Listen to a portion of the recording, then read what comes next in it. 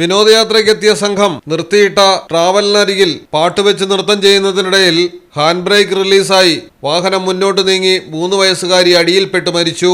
തിരുവനന്തപുരം അമ്പൂരി കമ്പിച്ചാൽ കടവിൽ പാലത്തിലാണ് അപകടം നടന്നത്. കുറ്റ്യാണിക്കാട് സ്വദേശി അനുപ്രസാദിന്റെയും നിഷയുടെയും മകൾ ഋതുവേദയാണ് മരിച്ചത്.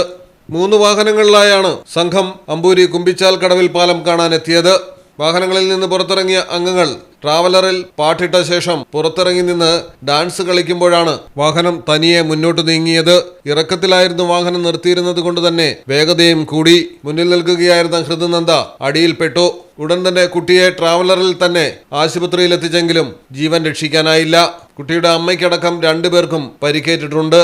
വാഹനത്തിന്റെ ഹാൻഡ് ബ്രേക്കിന്റെ തകരാറ് തന്നെയാണ് അപകടത്തിന് കാരണമെന്നാണ് പ്രാഥമിക നിഗമനം. ഡാൻസിനിടയിൽ പാട്ടുമാറ്റാൻ പുറത്തുനിന്ന് ക്യാബിനുള്ളിലേക്ക് കൈയിട്ടപ്പോൾ ഹാൻഡ് ബ്രേക്ക് അറിയാതെ റിലീസായതാണെന്നും പറയപ്പെടുന്നു.